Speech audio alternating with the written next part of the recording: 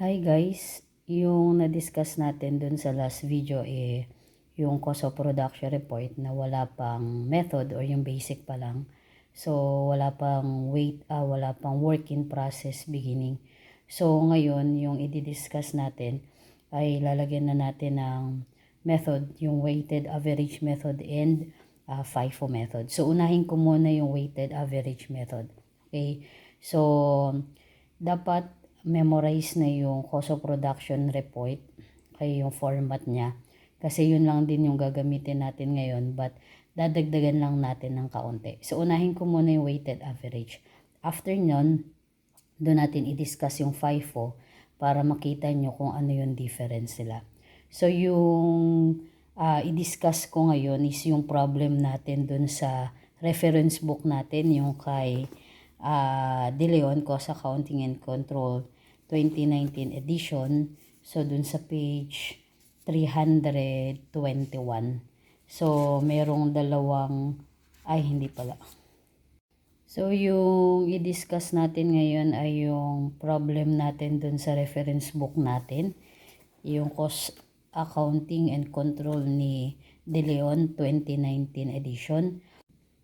So, page 321, illustrative problem number 2. So, the following information relates to the operations of LMN Company for the month of August 2019. So, yung units meron na given dyan. In process, August 1, 40% complete. So, 1,000 units. Received from Department 1, 8,000 units. Completed and transferred, 8,200.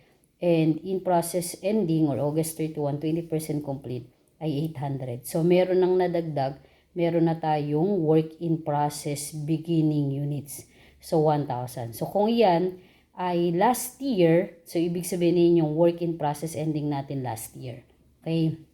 So, sa cost naman, so kung dati, dun sa basic natin, ang cost lang natin ay yung cost added during the period, di ba? So, walang cost ng work in process beginning. So, since ito, meron na tayong work in process beginning, ito yung cost niya naman. So, ibig sabihin, ito yung cost niya last year. Okay? So, cost from preceding department, materials and conversion cost. Yung conversion cost, labor and overhead. Okay? So, ito yung work in process beginning cost, 13,500, 9,000, and 5,036. Then, yung cost added during the period, so ibig sabihin, ito yung current cost. Yung cost natin ngayong period na to. Okay, so 81,000, 72,000, and 83,580. Ito yung cost from preceding department, material, 72,000, and conversion cost, 83,580. So, materials in this department are added 100% at the beginning of the process. So, yung i-discuss ko muna ngayon is yung kumpletong cost of production report ng average method. Okay? Kasi yung susunod, FIFO method, but before tayo mag-discuss ng FIFO, i-discuss ko yung EUP naman ng FIFO kasi magkaiba sila. But si average, kung ano yung na-discuss ko sa inyo dun sa basic, yung last video natin, yun lang din yung gagawin nyo sa computation ng EUP. Okay? So, under weighted average method, sabi dyan, there is no assumed flow of manufacturing operation. So, it involves the merging of the departmental costs by elements of the initial work in process inventory with the cost incurred in the current month and securing a representative average unit cost by dividing the total element of cost by the equivalent production based upon the sum of units in the initial work in process inventory and the units placed into production during the period. Kasi 'di ba sabi nga natin kapag average method, so hindi natin kino-consider yung physical flow niya. So anong ginagawa niyo lang? So ina-average lang natin yung cost, 'di ba? So kung naalala niyo dun sa financial accounting niyo or intermediate accounting niyo, 'di ba? Pag kinukuha natin yung unit cost or yung average cost niya, so ang ginagawa niyo lang naman ay yung total cost divided by goods available for sale. So, kasi hindi naman natin tinitingnan yung flow kung siya ba ay galing kay work in process or galing kay units received. Okay? So, dito, pag tinignan ninyo, so, yung cost of production report natin, ito yun, yung quantity schedule natin. So, same pa din naman nung last na na-discuss natin. Total units to account for, so, dalawa yung laman, work in process beginning and receive from Department 1. So, ito yung total units to account for. While yung total units accounted for, so, ang laman lang dalawa, completed and transferred and work in process ending. So, yung ginagawan lang natin ng EUP, yung nasa ilalim lang, yung total units accounted for. So, kaya mapapansin, wala namang pinagbago kasi ang laman lang din ay completed and transferred and work in process ending. So, ganun pa rin naman yung rule natin. Pag completed and transferred, always 100%. And si work in process ending, sa conversion cost, tingnan mo kung ilang percent siya complete and kung ilang percent din siya complete sa material. So, dito, ang laging tinitingnan natin ay kung ilang percent sila na complete. Okay? So, kaya yung example natin dyan, so ilagay natin yung given na example dun sa problem number 2. So, ang work in process beginning daw ay 1,000 units. So, pasensya na kayo class kung medyo maagalaw. Okay? So, ito ay 1,000 units. Tapos, ang units received from Department 1 is 8,000. Okay? So, ibig sabihin, ang total units to account for ay 9,000. Okay? Then, ang completed and transferred daw ay 8,200. And yung work in process ending ay 800. So, ang total units accounted for ay, of course, 9,000. So, balance sila, dapat sila ay equal. Okay? So, pagdating sa computation ng EUP, so anong sabi natin? Completed and transferred always 100%. So, 100% as to materials and 100% as to conversion costs or labor and overhead. Okay? Then, ang work in process ending daw natin dyan ay ilang percent siya complete? 20% complete. So, ito, 20% complete. Then, yung materials, kailan daw inad yung materials? So, materials in this department are added 100% at the beginning of the process. So, kung 100% yan, so, ibig sabihin, at the beginning of the process, so, ang materials natin ay 100% din. Okay? So, after nyan, computein natin yung EUP. So, ito ay 8,200. Ito ay 8,200. Then, 800. And 20% of 800 ay, ano ba yun? So, 160. So, pag kinuha natin yung EUP ng materials ay 9,000. Okay. Ang EUP ng conversion cost ay 8,360. Okay. Sa worksheet na ako nag-discuss class. Kaya medyo magalaw kasi ako lang din yung may hawak ng cellphone. So, para mas, kasi mahaba na siya. So, baka hindi siya kakasya dun sa whiteboard ko, medyo maliit. Okay? So, kung mapapansin, ano yung pinagkaiba dun sa una nating na-discuss doon sa basic? Wala naman. 'Di ba? Except, nagkaroon lang ng work in process beginning units dito. But sa computation ng EUP, wala namang pinagkaiba. Okay? So, kung mapapansin niyo meron din percentage dyan nilagay na completed. Pwede dito, lagay nyo dito yung completion nila. 20% complete ito. Tapos yung work in process beginning, 40% complete. Okay? Sa ngayon kasi, para pag nagawa kayo, alam nyo na siya 20% at 40%. Kasi pwedeng sa susunod meron ng FIFO. So, para hindi na kayo tingin din dun sa given, dun sa problem. Okay? So, basta ang kinukuha natin dito sa EUP ay completed. See? Completed and transferred in work in process ending. Okay? So, next step is yung total units to account for. Okay? So, sa total units to account for, lang ginagawa natin doon? Kinukuha lang natin yung given na cost. Okay? Kung naalala, so, di ba yung cost added during the period, since meron, second department na yan, meron ng cost from preceding department. So, ang ginagawa lang natin, dinidivide natin yung EUP para makuha yung unit cost. Okay, so dito, tingnan ninyo kung ano yung madadagdag. Okay. Okay, so dito sa total cost to account for, so since second department na siya, meron ng cost from preceding department. Ito, lagyan ko ng asterisk class ni. Bibig sabihin kasi, lagi niyong tandaan yan kasi ibig sabihin, lagi siyang nakakalimutan or nawawala sa loob na merong cost from preceding department kaya hindi sila mag-balance. Okay? So, yung cost from preceding department, yan yung galing kay last department, kay department 1. So, cost added, materials and conversion cost. So, anong pinagkaiba dito? So, since kung yung given natin, meron ng current cost, yung cost added during the period or yung cost natin for that month or for that period, so, meron ng kasama ding work in process beginning cost. Okay? So, 'di ba yung sa basic, ang ginagawa lang natin is yung cost divided by EUP equals unit cost. So, dito, ang gagawin natin since weighted average, current cost plus work in process beginning cost. 'Di ba si work in process beginning cost naka breakdown sa cost from preceding, materials, and conversion cost. So, i-add lang natin yan para makuha si total cost. So, then, i-divide natin yung EUP equals unit cost. So, anong nadagdag? So, ang nadagdag dyan ay si work in process beginning cost. Okay? So, kuhanin lang natin yung given. So, ang current cost ng preceding department ay 81,000. Okay, so 81,000. Tapos yung current cost ng materials ay 72,000. Okay.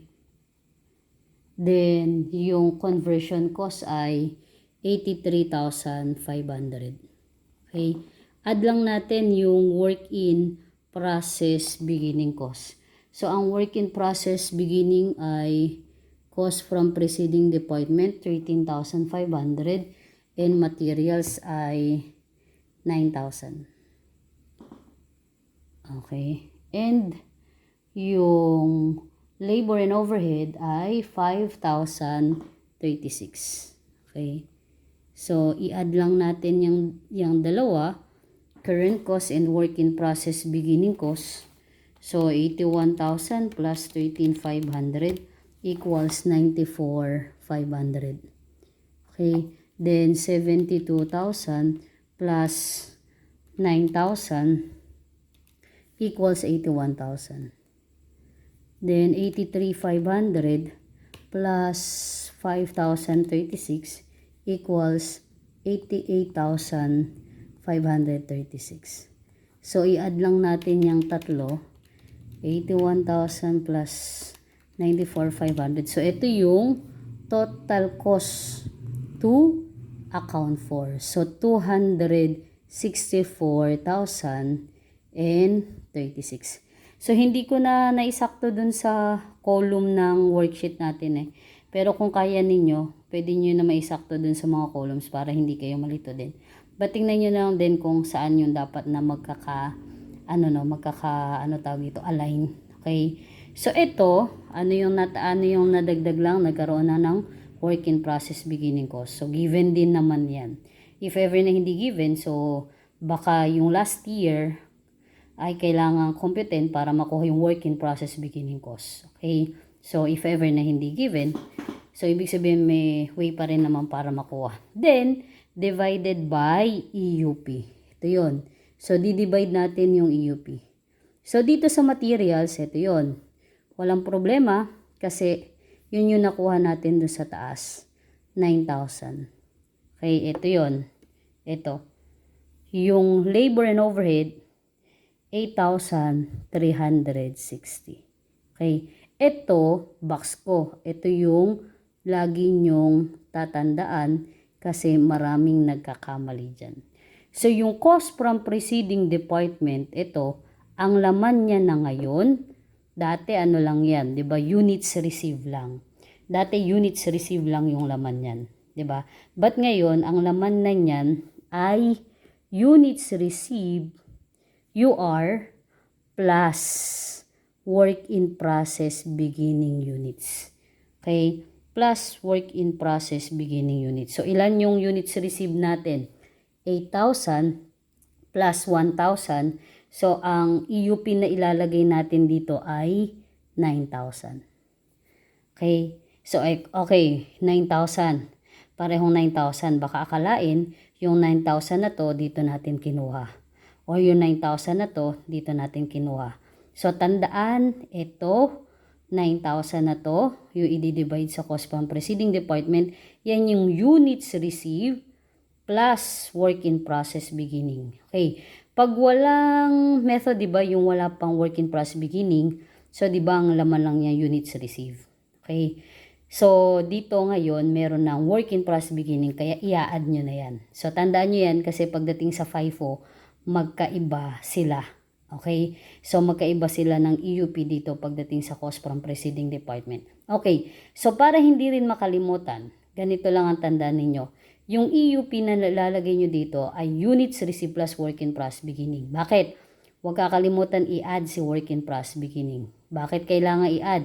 Tandaan ninyo, dito sa cost na to, 94,500 kasama yung cost ng work in process beginning. So, ibig sabihin, doon sa denominator, doon sa mag-share doon sa cost, dapat kasama din si work in process beginning. Okay? Kasi sinama niya yung cost niya dito eh. So, ibig sabihin, dito sa maghahati, doon sa mag-share, kung tong cost na to, so kasama din siya. Kasama din si work in process beginning. Okay? So, lagyan ko ng asterisk din to.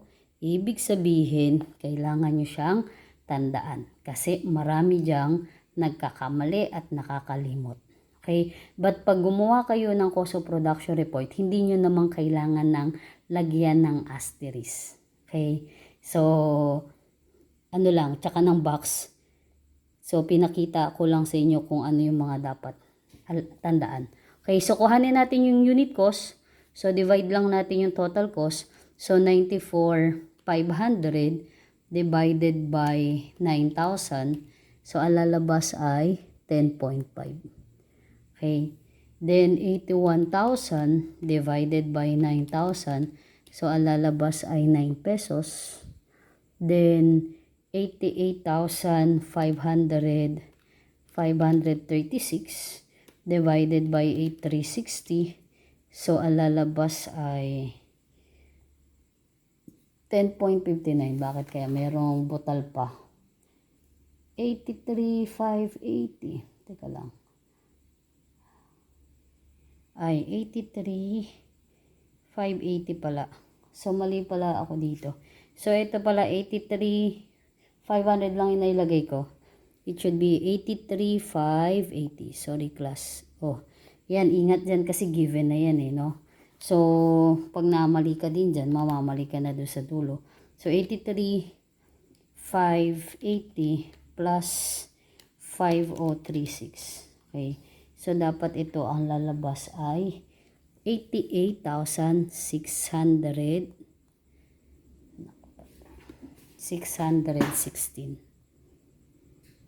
Okay. So, plus 81,000 plus 94,500. So, 264. Ito ay 116. Okay. So, 264, 116. Sorry, namali ako ng tingin. So, kaya ingat din kayo din eh.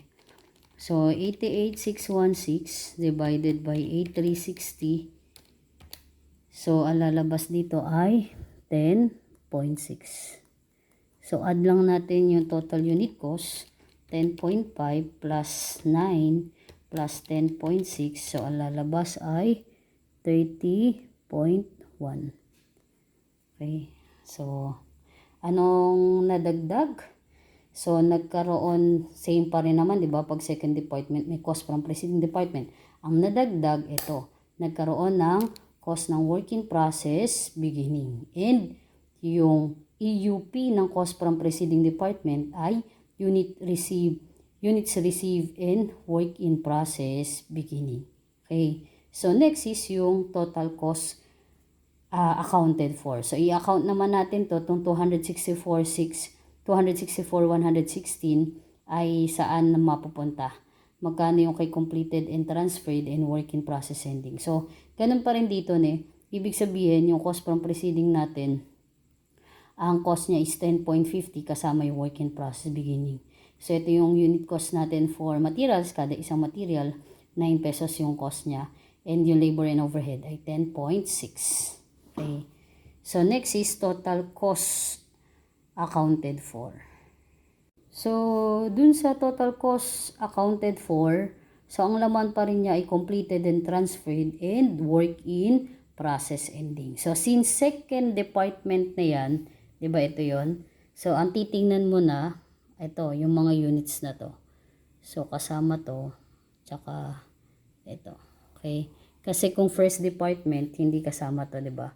Materials, labor, and overhead lang. So, since second department na to, ito na, titingnan mo. So, anong gagawin natin kay completed and transferred? 8,200 times 10.5, 8,200 times 9, 8,200 times 10.6. Or, shortcut natin, 8,200 times yung total unit cost na 30.10. So, tingnan natin magkano yung lalabas dyan. So, 8,200 times 30.10. So, 246,820. Okay, ano to? Ito yung cost ng completed and transferred. Okay, so yan yung kadalasan na hinahanap. Okay, pagdating naman kay work in process ending, okay, so ilan yung units from preceding department? So, ilan ang nakuha niya? 800. So, 800. So, lagay mo dito. 800 times unit cost ni preceding 10.5. Tapos, 800 na materials. So, 800 times 9. Okay. Then, itong conversion niya na 160 units times 10.6. Okay. So, kuhanin lang natin 800 times 10.5. So, lalabas ay 8,400. Okay. Then, 800 times 9, 7,200. Tapos, 160 times 10.6. So, lalabas ay 1,696. Okay. So, 1,696 plus 72 plus 84. So, tapat mo dito sa cost ni completed and transferred. So, ang cost ni work in process ending is 17,296. Okay, so ito, ano naman to? Ito naman yung cost of work in process ending. Okay, so i-add natin yung dalawa. 246,820 plus 17,296. So, ang lalabas dito ay 264,116. So, ito naman, balance siya. So, ito yung in-account natin. So, ito yung total cost accounted for. Okay, so magiging ganyan siya. Okay, so ganyan lang. Ano lang yung nadagdag natin? Ang nadagdag lang dyan ay dito sa total cost accounted for, nagkaroon ng work in process beginning. Then yung EUP niya ni preceding department, huwag kakalimutan, unit receive plus work in process beginning. Okay, so yun lang. Pagdating dito, same pa rin naman kung ano lang yung ginawa natin dun sa basic ng process costing. Okay, so wag lang kalimutan yung heading dito, name of the company. So, LMN company. So, lagay lang dito, LMN company. Tapos, ano ginagawa natin? Cost of production report. So, ang period covered niya ay August 2019. So, August 31, 2019. So, ito ay para sa Department 1. Okay. Ay, Department 1. Department 2 pala. Okay, so Department 2. For Department 2. So, yan. Ganyan lang yung gagawin ninyo. So, kaya worksheet yung ginamit ko. Kasi medyo mahaba-haba. Sa susunod kasi, kapag pag diniscuss natin yung may dalawang departments na, Department 1 and Department 2. So, and average and FIFO. So, ito gamit na gamit natin to. Okay? So, dapat alam na yung format ng cost of production report. Ma'am, what if kung Department 1? Ano mangyayari? Pag Department 1 lang, so ano lang ang mangyayari dyan? So, mawawala lang yung cost from preceding department. Kasi, Department 1 siya. But the rest, same procedure lang, pareho lang ang gagawin. So, mawawala lang ito. Okay? So, meron ka pa rin work in process beginning. So, wala lang yung cost from preceding department. So, wala din dito. Pagdating sa work in process ending, wala din cost from preceding department. So, ano yung kadalasan na pwede itanong sa inyo? EUP ng materials, EUP ng conversion cost, unit cost ng preceding department, unit cost ng materials, and conversion cost. So, pwede rin itanong sa inyo dito yung EUP ng cost from preceding department. May problems din na, may mga problem na ganun din, tinatanong din yan. So, and cost of completed and transferred, cost of work in process ending, or kaya yung cost ng work in process ending sa preceding department, cost ni work in process ending sa materials, and cost ng work in process sa conversion cost. So, dito, pwede rin maka-encounter na kayo na hindi given yung completion. So, but what if kapag hindi given to? So, anong gagawin nyo? So, manginginig, no? So, makakabahan. But huwag kayong kabahan. Kung hindi given yan, so ibig sabihin, hindi to given. So, anong kailangan nyo? Dapat makuha mo to. So, kung hindi din to given, saan mo to makukuha? Dito. Okay? So, kung hindi to given, but given to, and given to, so, anong gagawin mo lang? 'Di ba? Ano ka lang, work back lang yan. 886160 divided by 10.6, so ang lalabas 8360. So, kung 8360 to, so ito 8360, so meron ka ng 82 dito. So, ano gagawin lang? Minus 82, 8360 minus 82, so dapat 160 to. So, kung 160 to, ito ay 800. So, anong gagawin para makuha to? 160 divided by 800 para makuha yung 20%. So, kaya kung halos lahat ng tatanong sa inyo nandito lang sa cost of production report. So, dapat alam nyo lang kung saan natin kukuhanin yung mga amount. Okay? So, ganun lang siya.